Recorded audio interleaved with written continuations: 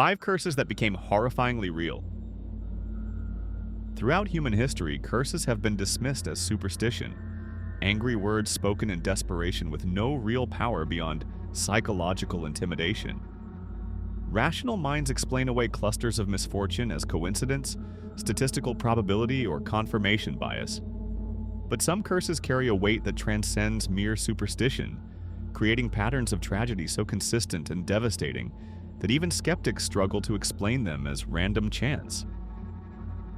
Each of these curses begins the same way, with someone who felt unheard, wronged, or powerless speaking words of condemnation that were followed by decades of precisely targeted misfortune.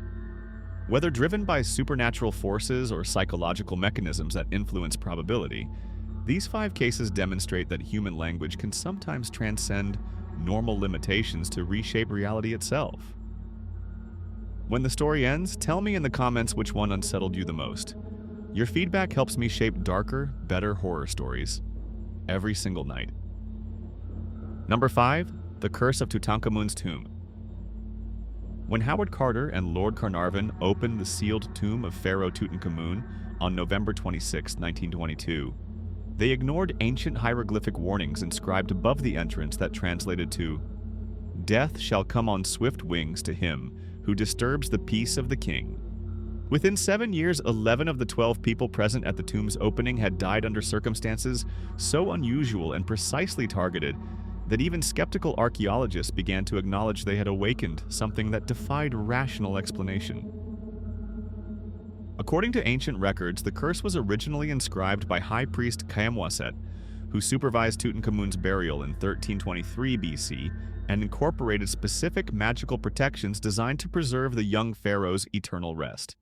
Surviving hieroglyphic texts suggest that Kamwaset was a master of Egyptian death magic, who had studied protective curses in the Temple of Thoth, and believed that disturbing a pharaoh's burial would anger the gods enough to send divine punishment against grave robbers for generations. The tomb's discovery was itself marked by supernatural omens that should have warned the excavation team to abandon their work. Howard Carter's pet canary was found dead in its cage on the morning the tomb was opened, killed by a cobra that had somehow entered the sealed cage without disturbing the lock. Cobras were symbols of pharaonic power, and local Egyptian workers interpreted the bird's death as a warning that the pharaoh's spirit was awakening. Lord Carnarvon began experiencing unusual health problems within hours of entering the tomb. Despite being in good health for months, he developed a fever and complained of feeling watched by invisible eyes whenever he was near the burial chamber. He cut himself shaving the morning after the tomb's opening, a minor nick that became infected despite proper medical treatment. The infection that killed Lord Carnarvon defied medical explanation. The wound festered and spread throughout his bloodstream, despite treatment by the best physicians available. Dr. Jonathan Carver reported that the infection behaved unlike any bacterial contamination in medical literature, and that Carnarvon's final words were, "I have heard the call, and I am preparing to go." Carnarvon died at exactly 1:55 a.m. on April 5, 1923, precisely 5 months after entering the tomb. At the moment of his death, all electric lights in Cairo went out despite perfect weather conditions, and Carnarvon's dog, Susie, howled continuously and died of unknown causes at his estate in England at exactly the same time, though there was no way for the dog to know about her master's death. Arthur Mace, who had removed the wall sealing Tutankhamun's burial chamber, began showing signs of progressive exhaustion immediately after the opening. Despite being in excellent physical condition, Mace complained of feeling drained of life force and died of arsenic poisoning in 1928, though no source of arsenic was ever identified. Lafleur, a French Egyptologist who helped catalog the tomb's contents, died of a sudden stroke while working inside the burial chamber in 1924, despite being only 32 years old. Witnesses reported that Lafleur suddenly screamed, grabbed his head and collapsed while pointing toward the golden sarcophagus and shouting in ancient Egyptian, a language he had not previously been able to speak. American archaeologist Arthur Merton died in 1926 when he fell from a hotel balcony, under circumstances police couldn't explain. Merton had been writing about dreams of the boy Pharaoh commanding him to return stolen artifacts, when witnesses heard him screaming about invisible hands pushing him toward the edge. George J. Gould, who visited the tomb and touched several artifacts, died of pneumonia during his return voyage to the United States. Despite perfect health when leaving Egypt, passengers reported he spent the voyage complaining about impossible nightmares, featuring an angry child wearing golden funeral clothing. Professor Hugh Evelyn White, who translated the hieroglyphic curses, committed suicide in 1924 after becoming obsessed with the idea that Tutankhamun's spirit was pursuing him. His final note read, "I have succumbed to a curse which forces me to disappear. The hand of the pharaoh reaches beyond death to drag me into his kingdom of shadows." Individually, each death could be explained away as coincidence or natural causes. Together, they formed a pattern that refused to be dismissed by rational minds. Howard Carter, who lived until 1939, reported being haunted by visions of the Boy King for the rest of his life. His journals describe recurring nightmares where Tutankhamun appeared demanding the return of his royal regalia and threatening Carter with eternal servitude in the afterlife. Modern scientific attempts to study Tutankhamun's mummy using advanced technology have been plagued by equipment failures and researcher illnesses. CT scans have produced impossible results, showing internal movement and signs of life despite obvious decomposition, and several radiologists have refused to continue working after experiencing what they described as supernatural psychological pressure. Contemporary Egyptologists acknowledge that while they remain scientifically skeptical, the statistical pattern of death and misfortune associated with Tutankhamun's tomb defies rational explanation. Some believe the curse's enduring power stems from Tutankhamun's unusual death and burial during political upheaval, when royal burial practices incorporated especially powerful magical protections designed to ensure that anyone who disturbed his rest would join him in the afterlife. Number 4. The Macbeth Curse. When an unknown actor was killed during the first performance of Shakespeare's Macbeth in 1606, a dying stagehand cursed the play with his final words, "Let this play of murder and ambition bring real death to all who dare perform it." Over 400 years later, the Scottish play continues to generate an impossible statistical pattern of accidents, injuries, and deaths that has made it the most feared production in theatrical history. The curse began during the play's premiere at the Globe Theatre, where King James I attended what should have been a triumphant debut. According to historical accounts, the actor originally cast as Lady Macbeth died suddenly of fever days before opening night. During the first performance, a stagehand was killed when flying scenery broke loose and struck him in the head in full view of the audience. As the stagehand died backstage, multiple witnesses heard him curse the play. This was written with blood and ambition, and blood it shall demand from all who dare speak its words.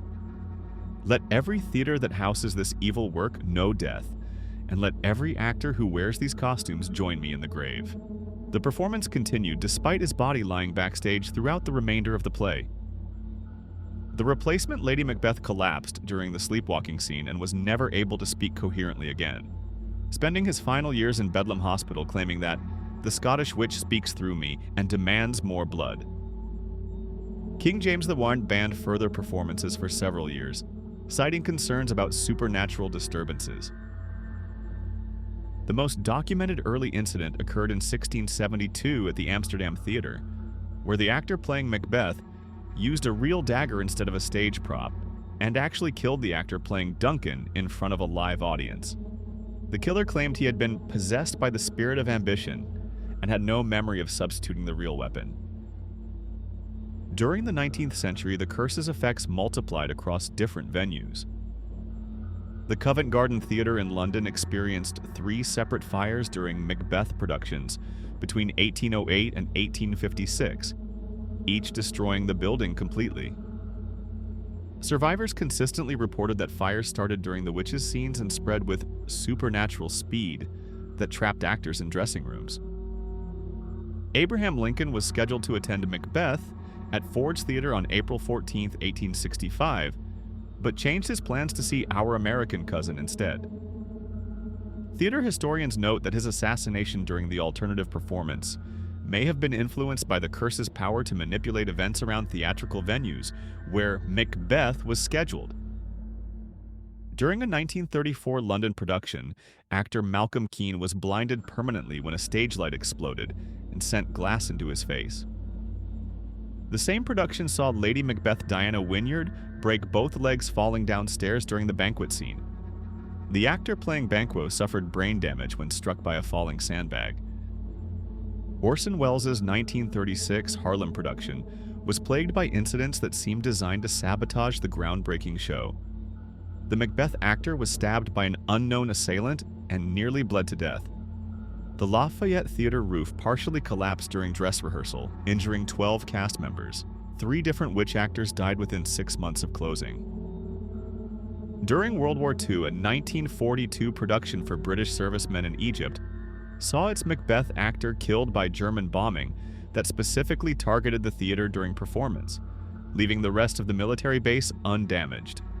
Witnesses claimed the actor died while reciting the "Tomorrow and Tomorrow" speech, continuing to speak Shakespeare's words even as shrapnel tore through his body.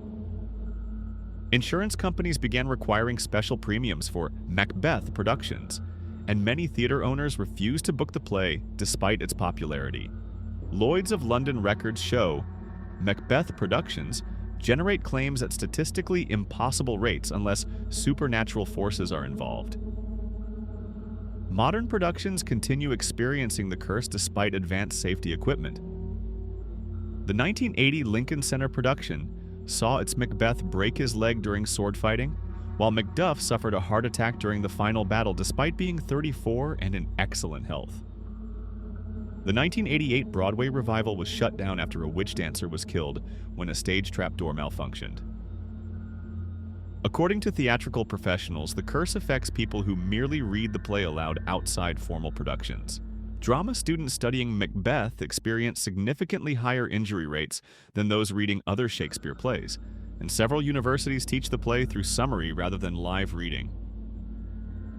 Theater professionals have developed elaborate protective rituals around Macbeth, including never speaking the title inside theaters, calling it the Scottish play, refusing to quote lines except during performances, and requiring actors who accidentally speak the name to perform cleansing rituals. Statistical analysis suggests productions following traditional protective protocols experience fewer supernatural incidents than those ignoring established precautions. Number 3. James Dean's Little Bastard Curse.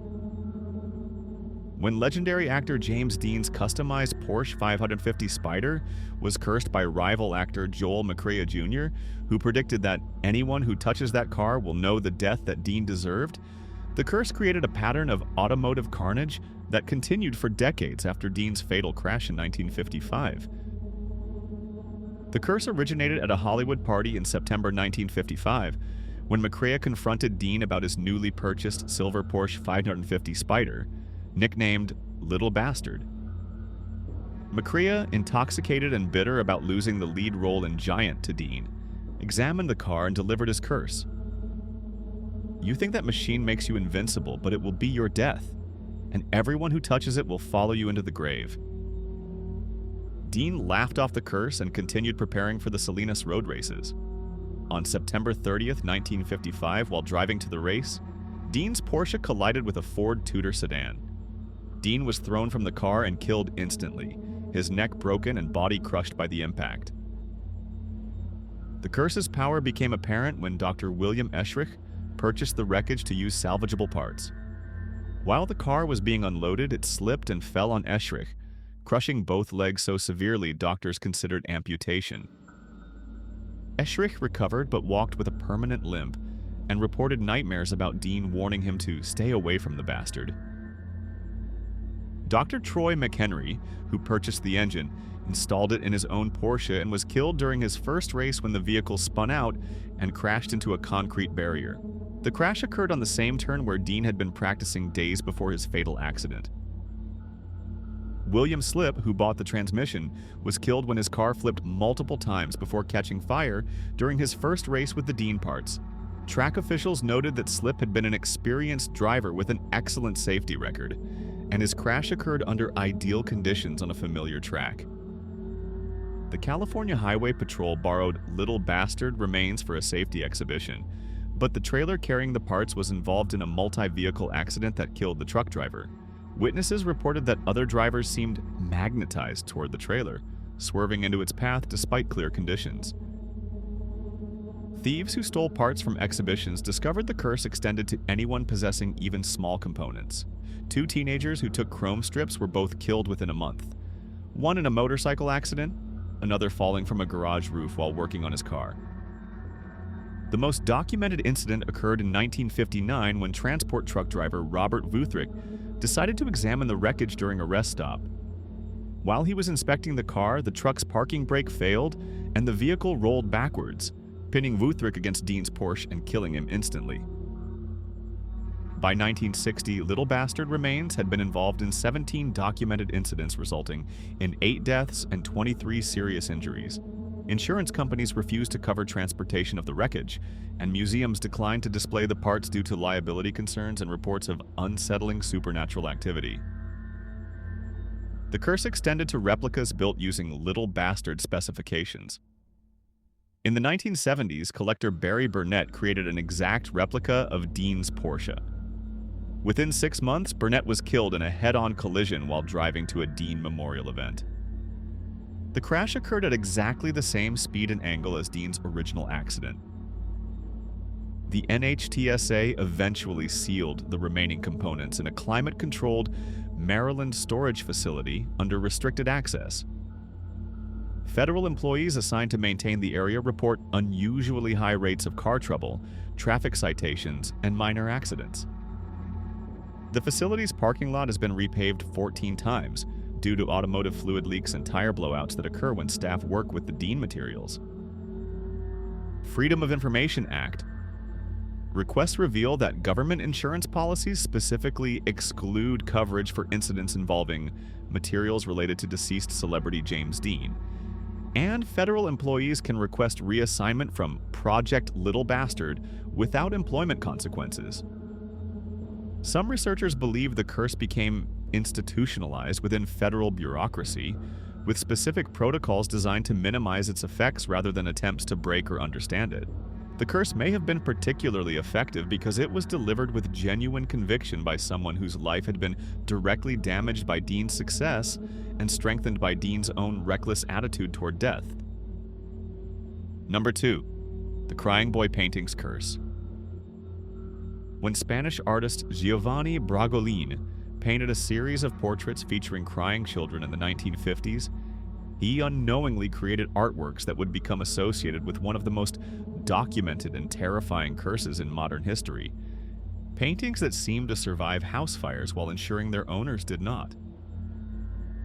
The curse began with Bragolin's choice of subjects: orphaned children from post-war Europe whose parents had died in bombing raids, concentration camps, or other wartime tragedies.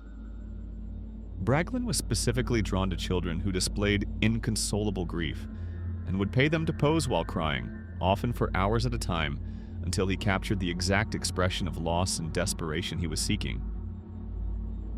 The most famous painting featured young Don Bonillo, whose parents had been killed in the Spanish Civil War.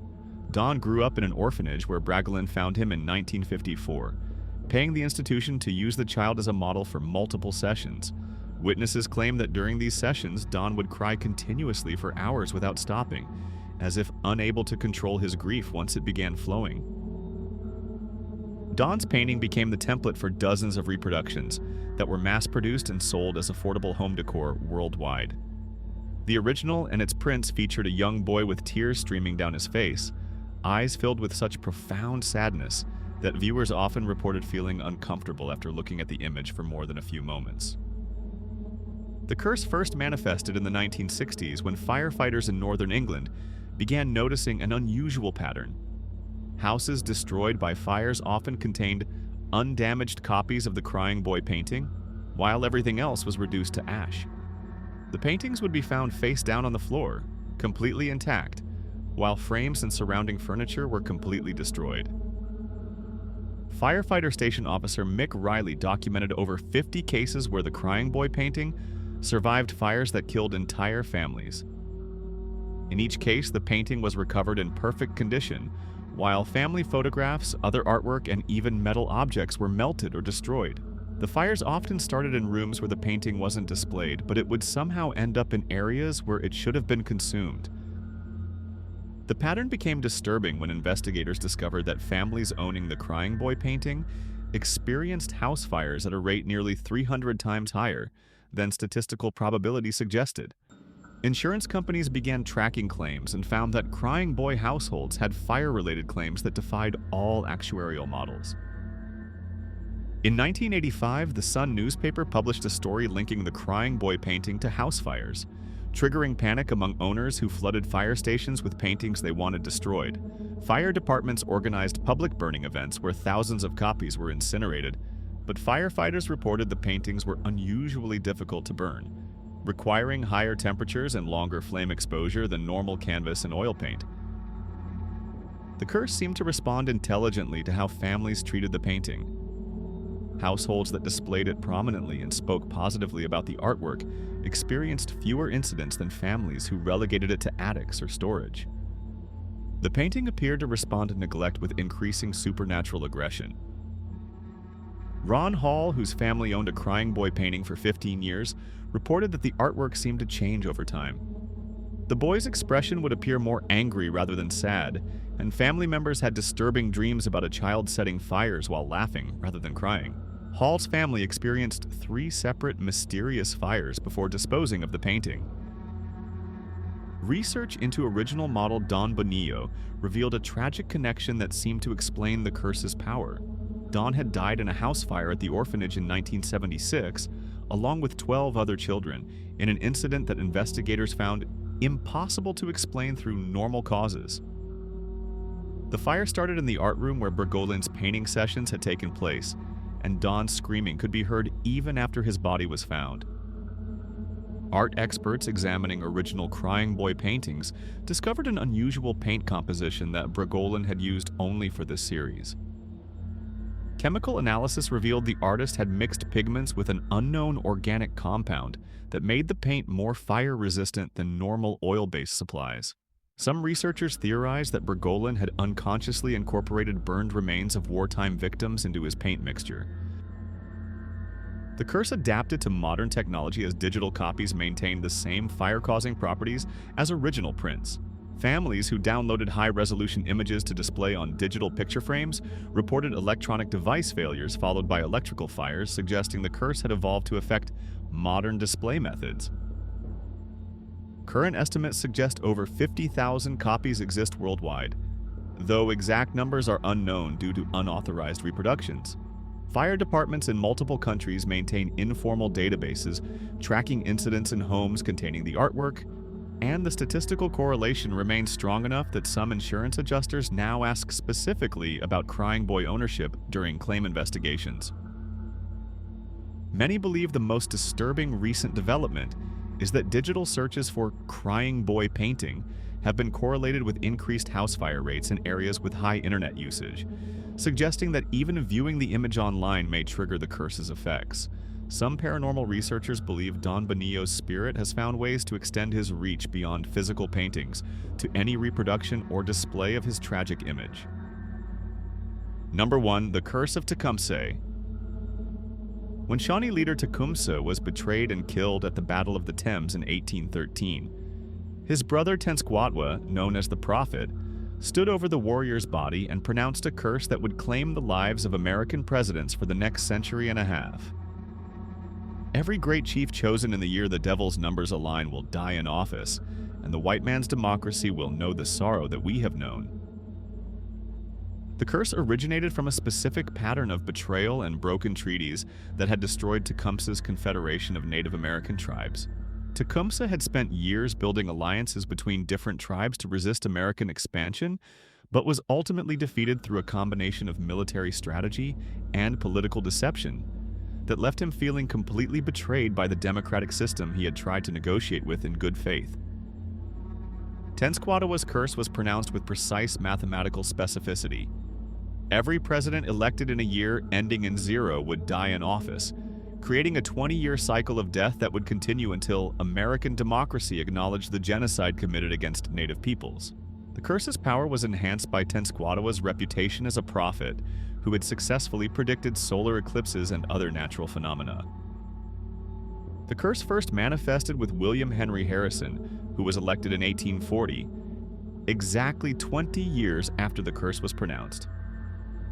Harrison had been the military leader responsible for Tecumseh's defeat and had built his political career on his reputation as an Indian fighter. Harrison died of pneumonia just 31 days into his presidency, becoming the first president to die in office and setting the pattern for what would become known as the Curse of Tippecanoe.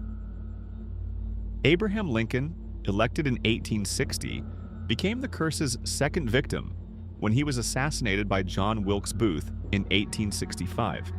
Lincoln's death was particularly significant because he had been working on policies to address injustices against Native American tribes, suggesting the curse was powerful enough to prevent even sympathetic presidents from completing their terms. James A. Garfield, elected in 1880, was shot by Charles Guiteau and died from his wounds after lingering for several months. Garfield's assassination occurred during a period when his administration was developing new policies toward Native American reservations, and his death prevented implementation of reforms that might have improved conditions for tribal communities. Warren G. Harding, elected in 1920, died suddenly of a heart attack in 1923, under circumstances that his personal physician found medically inexplicable. Harding had been in good health and was actively working on legislation to grant citizenship rights to Native Americans when he died unexpectedly during a speaking tour.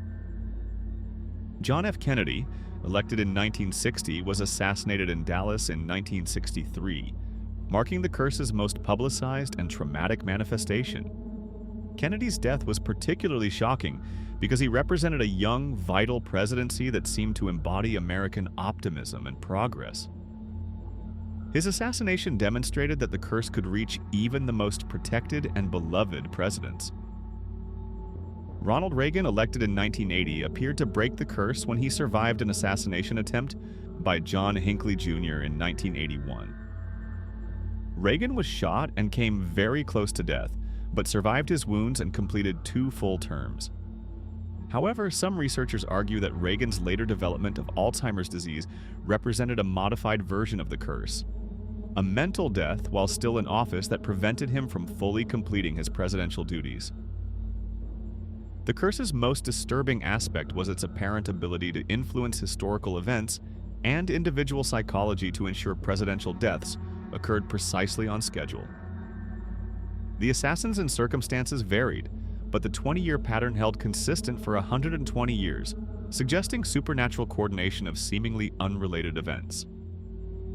Native American spiritual leaders acknowledge that while they don't practice cursing in modern times, the historical power of ceremonial pronouncements made during times of extreme injustice can create lasting effects that transcend normal spiritual practice. According to traditional beliefs, the curse may have drawn its strength from the collective suffering of thousands of Native people who died during westward expansion and the systematic destruction of tribal cultures. The pattern appeared to end with George W. Bush, elected in 2000, who completed his full term without dying in office. However, some researchers note that Bush's presidency was marked by catastrophic events, including 9/11 and Hurricane Katrina, that may represent modified manifestations of the curse affecting the nation, rather than just the president personally. Contemporary analysis of the curse has revealed that it affected not only presidents but also their immediate families and political associates, creating broader patterns of tragedy around presidencies that fell within the 20-year cycle. The Kennedy family, in particular, experienced multiple tragic deaths that extended far beyond the president's assassination. Modern Native American spiritual practitioners explain that curses pronounced during moments of extreme injustice and genuine spiritual authority can create self-perpetuating cycles that influence probability and decision-making across generations. Tenskwatawa's curse may have been particularly effective because it was pronounced by someone with established prophetic abilities, speaking for an entire community that had suffered systematic persecution. The curse's apparent end coinciding with increased recognition of Native American rights and attempts at historical reconciliation suggest that acknowledgement of past injustices may have the power to neutralize supernatural consequences of unresolved genocide and cultural destruction. Whether the curse has truly ended or simply evolved to affect American democracy in different ways remains an open question that may only be answered by future presidential elections.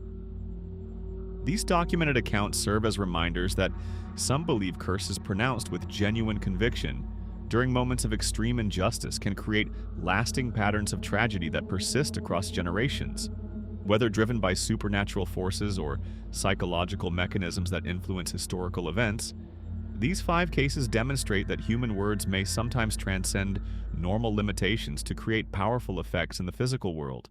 The most dangerous curses appear to be those pronounced by people who possessed spiritual authority and who spoke for communities that had suffered systematic persecution, suggesting that collective suffering can give individual words the power to reshape reality in pursuit of justice or revenge. And if words truly can shape reality, then history may be far more fragile than we like to believe. Thank you for watching. If you enjoyed this dark journey, hit the like button and subscribe. New horror documentaries every single night here on TrumbleDreams.